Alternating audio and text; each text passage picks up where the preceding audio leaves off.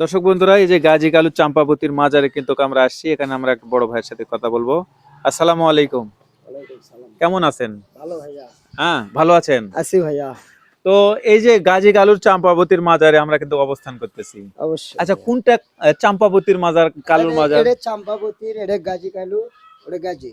ও মানে ওটা হচ্ছে গাজী, আর এটা মাঝখানে কালু এটা কালু, আর চাম্পাবতী। আর ওটা হচ্ছে চাম্পাবতী। হ্যাঁ ভাইয়া। আচ্ছা, আপনাদের পিছনে যে গাছগুলো, আমি আর রাস্তার ভিতর আসতে শুনেছি যে পরিত্যক্ত, ওখানে দেখবেন বড় বড় গাছ আছে, আর এখানে আছে। বলে নাকি অনেক জিন কিছু থাকে। জিন থাকে। অবশ্যই। তারা কি রূপে বাড়ায়? এগুলো বাঘ বাঘ লে বাড়ায় ওরা। বাঘ? বাঘের রূপ লে বাড়ায় বেশি। রাতে না দিনে? রাতে। রাতে, গভীর রাত্রে। খুব গভীরে। তাই? মনে করেন যাত্রারই চোখত পড়ে না। এখানে যাত্রার তো পড়ে না? না। যদি পড়ে কি আবার যার চোখত পড়বি তাই যদি ইনকা আঘাত করবে চায় তাই মারা যাবে। মারা যাবে? সাথে সাথে। তাই? অপশন নেই। আরে, আবার খুব গরম জিনিস। গরম জিনিস। আচ্ছা আচ্ছা আচ্ছা। এখন আমাদের কোনোদিন খারাপ করেওনি, আমরা ওকে ঠকাই দিইনি। তাই? হ্যাঁ। তাহলে এই গাজী কালু চাম্পাবতীর মাজার। আচ্ছা আচ্ছা। প্রতিবারের মতন আবারও কিন্তু আপনাদের নিয়ে চলে আসলাম একটি ভৌতিক অলৌকিক একটি মাজারে। আপনারা শুনেছেন বাদশাহ সেকেন্দারের কথা। ঠিক বাদশাহ সেকেন্দারের কিন্তু দুইটি পুত্র, একটি গাজী একটি কালু। আর এই গাজী কালু চাম্পাবতীর কিন্তু অনেক কিচ্ছা কাহিনী সিনেমা কিন্তু আমরা দেখেছি।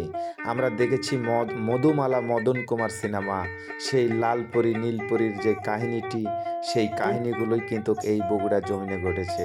দর্শক বন্ধুরা, আমরা কিন্তু আপনাদের দেখাবো আজকে সেই গাজী কালু চাম্পাবতীর সেই তাদের সমাধিস্থল আসলে প্রকৃত কোথায়।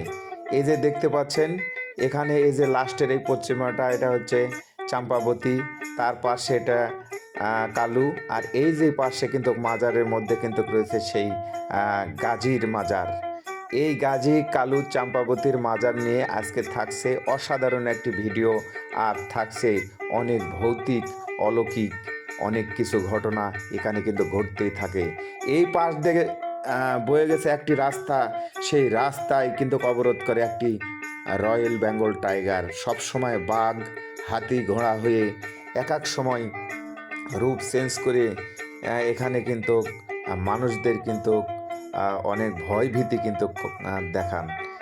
আর যদি এখানে যদি এসে যদি কেউ যদি বলে যে এই মাজারে কি রয়েছে, কিছু হবে না, তার আর বাসায় ফেরা হবে না, মৃত্যু নির্ঘাত। তো সেরকম একটি অলৌকিক মাজার, সেই গাজী কালু চাম্পাবতীর মাজারের এলাকাবাসীর মুখ থেকে শুনবো, চলুন। দর্শক বন্ধুরা, এই যে দেখুন যে এখানে পিতরাজের গাছ, পাশে শিমলের গাছ, তুলোর গাছ, আর এই পাশেই কিন্তু এই যে দেখুন গাজী কালু এবং চাম্পাবতীর মাজার। এই সেই জায়গাতে আমি এখন অবস্থান করতেছি, বগুড়ার একেবারে সদর উপজেলার মধ্যে। তবে এই যে দেখতে পাচ্ছেন, এগুলো গাছে বলে নাকি রয়েছে অনেক জিন ভূত, বা এই রাস্তা দিয়ে বলে কেউ গেলে সেখানে কিন্তু আসতে পারে না। হ্যাঁ, বা এখনো গভীর রাত্রে বলে নাকি এখানে অনেক সমস্যা হয়, ভয় করে অনেকেই। তো আমি কিন্তু রয়েছি, জানানোর চেষ্টা করব এই গাজী কালু চাম্পাবতীর এই মাজার সম্বন্ধে। থাকুন আমার সাথে। সালামু আলাইকুম। ওয়ালাইকুম আসসালাম। বড় ভাই, এই গ্রামে কি আপনার বাড়ি? জি। এই গ্রামে? জি। এখন এই যে এই মাজারটি, এটা কার মাজার? এটা এই গাজী কালু চাম্পাবতীর মতো। গাজী কালু চাম্পাবতী।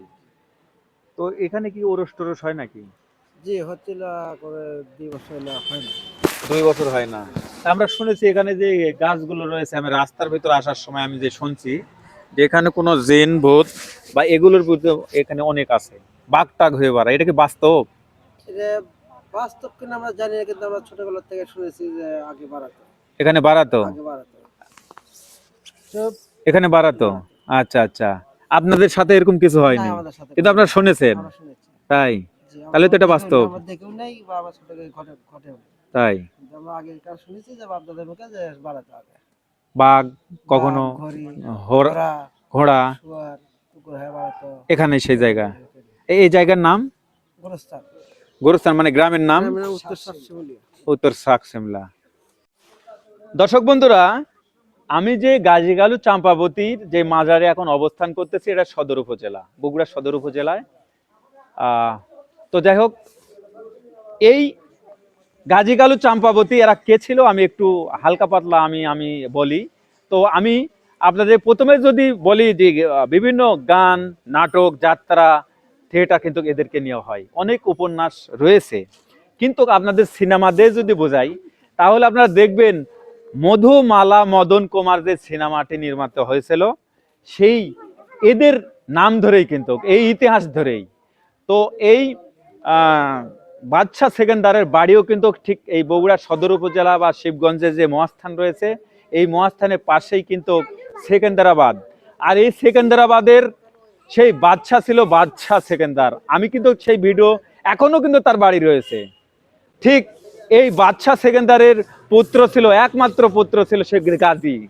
আর গাজীর খেলার সাথী ছিল সে কালু, তারা একসাথে ছিলেন। ঠিক ছেলের মর্যাদা দিয়েই তার বলা হয় সেই বাদশাহ সেকেন্দারের দুইটি পুত্র, একটা গাজী একটি কালু। আর আমি যদি একটু পিছনে যাই আর একটু, তাহলে আমি বলি যে বগুড়ার শেরপুর উপজেলায় রাজা, একটা হিন্দু রাজা ছিল, সে মটুক রাজা। এই মটুক রাজার মেয়ে ছিল চাম্পা। ঠিক এই চাম্পা আর এদেরকে নিয়েই কিন্তু অনেক উপন্যাস রয়েছে। তবে আমি আপনাদেরকে বলি যে কেল্লাপোষী একটি মেলা হয় যেই শেরপুর উপজেলাতে। এই কেল্লাপোষী মেলাতে যে স্থানে এই গাজীর চাম্পাবতীর বিয়ে হয়েছিল সেটা হচ্ছে কেল্লাপোষী। সেখানে প্রথম কিভাবে তাদের প্রেম কাহিনী হয় সেটা হচ্ছে যে সেখানে এই গাজী কালু তারা কিন্তু ঘর ছাড়া হয়ে সেই ইসলাম প্রচারের জন্য তারা বিভিন্ন জায়গায় ঘুরে। তো সেই কেল্লাপোষীতে যাওয়ার পরে সেখানে ঘুমিয়ে রয়েছে ঘুমন্ত সেই সময় লালপরি এবং নীলপরি দেখেছে যে এমন একটি যুবক যে কালু গাজী সেখানে ঘুমিয়ে রয়েছে। আর সেই এত চেহারা দেখে নীলপরি বলে যে পৃথিবীর ভিতর হয়তো বা সুন্দর পুরুষ এই সেই গাজী। তখন লালপরি বলে যে না, আমাদের এই রাজ্যের যে মটক রাজা রয়েছে তার মেয়ে ছিল চাম্পা, সে এই পৃথিবীর ভিতর সবচেয়ে সুন্দরী রমণী। তো লালপরি নীলপরির সাথে গন্ডগোল হয়। তখন বলছিল এমন সময় যে তাদের দুজনক আমরা একটি করব। ঠিক মধুমালা মদন কুমার সিনেমার মধ্যেও কিন্তু এই একই সিনগুলোই তুলে ধরা হয়েছে। তো এই চাম্পা এবং সেই গাজীকে একটি করা হয়। তখন ঘুমোর থেকে তারা চেতন করা হলে সে দুইজনের প্রতি কিন্তু আকৃষ্ট হয়ে দেখে যে এত বড় চেহারা সুন্দর যুবক দেখেনি চাম্পা, জীবনের প্রথম কোনো পুরুষ দেখেছিলেন। আর তিনিও কিন্তু জীবনের প্রথম কোনো নারীকে দেখেছিলেন, সে হচ্ছে চাম্পাবতী।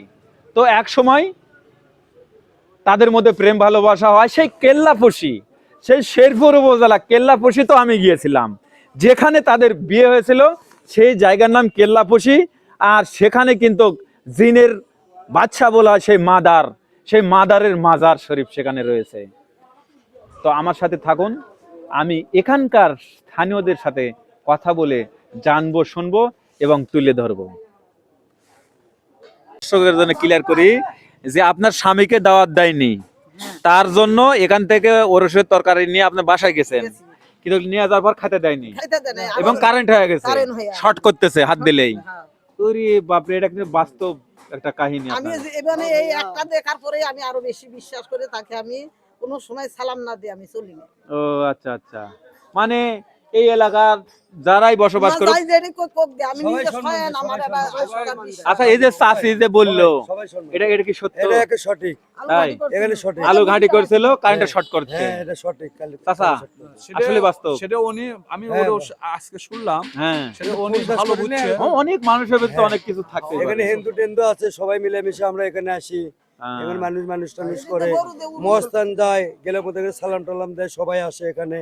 আগে বড় ধরনের অনুষ্ঠান হতো, গরু দিয়ে। বাপরে এখানে বাপ। দুধ বিক্রি হতো, চাউল বিক্রি হতো, এখানে হাট লাগতো, এখানে হাট লাগতো, বাজার হতো। কিন্তু এখন আর হাট তেমন এখন নাই। আস্তে আস্তে জায়গা নাই আশেপাশে হাট হয়ে গেছে, জায়গা নাই। হুম, ওই জন্য আমরা আমরা মাজারে জাগাত করতে দেই না। বাজার জায়গা দিলে ঝামেলা টামেলা করতে দেয় না। আচ্ছা আচ্ছা, আপনি বলেন তো এখানে এই যে মাজারে কিন্তু আমরা রয়েছি গাজী কালু এবং চাম্পাবতী মাজার, হ্যাঁ ঠিক এখানেই তো আমরা দাঁড়িয়ে রয়েছি। আচ্ছা, এখানে ইতিপূর্বে বলে নাকি অনেক অলৌকিক ঘটনা ঘটতো। ঘটতো আগে, কিন্তু আমরা দেখি নাই। আগে ঘটতো। আগে ঘটতো। কি শুনেছেন এই জায়গা নিয়ে? এই জায়গা নিয়ে শুনতাম যেখানে বাঘ বাড়াতো, ঘোড়া বাড়াতো, আরো অন্য কিছু বাড়াতো, রূপ নিয়ে বিভিন্ন রূপ নিয়ে বাড়াতো আগে। এখানে এখানে শুয়োরও বাড়ায়। শুয়োরও বাড়ায়। ইরে বাপরে, কিন্তু গভীর রাত্রে গভীর রাতে বাড়ায়।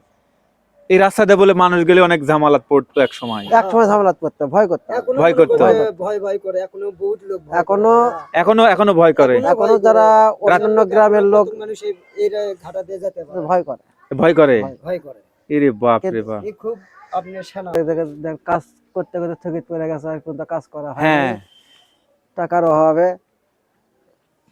মানে এখানে যারা ভিডিওটা দেখবেন তারা দয়া করে, অনেক দয়া করে লোক যে রয়েছে যে একটু তারা হয়তো দান করতে দান ভালোবাসে। করতে পারে, হ্যাঁ, ভালোবাসে।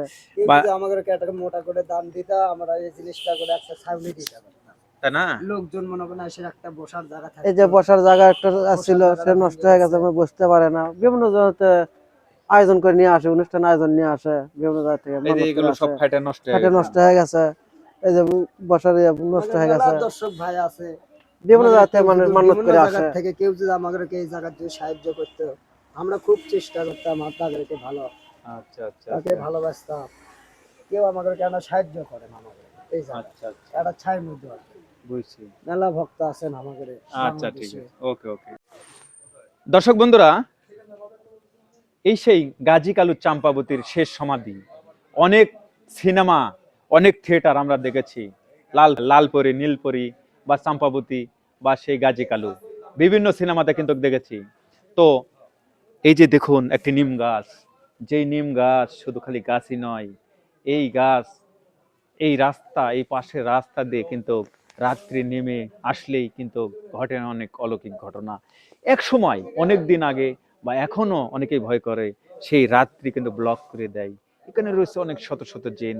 তো যাই হোক, আমি সেই গাজী কালু চাম্পাবতীর শেষ সমাধিস্থল থেকে যে আমি দেখাতে পারবো আপনাদেরকে, আমি এসেছি আপনাদের দেখানোর জন্য। তো যাই হোক, আমি কিন্তু দেখালাম। দর্শক বন্ধুরা, অনেক ভয়ানক ঘটনা কিন্তু এখানে ঘটতো এক সময়, এবং এখানেই রয়েছে সেই গাজী কালু এবং সেই চাম্পাবতী। আর এরা ছিল কিন্তু সেই বাদশাহ সেকেন্দারের দুই পুত্র আর মটুক রাজার মেয়ে সেই চাম্পা। এই কাহিনী অনেক সিনেমাতে আমরা দেখেছি। আমি আজকের এই ভিডিওতে তুলে ধরার চেষ্টা করেছি, স্থানীয়র সাথে আমি কথা বলেছি, জেনেছি, শুনেছি। সবাই ভালো থাকবেন, সুস্থ থাকবেন। পরবর্তীতে আবারও কোনো নতুন ব্লগ ভিডিওতে দেখা হবে। সবাই ভালো থাকবেন। আল্লাহ হাফেজ।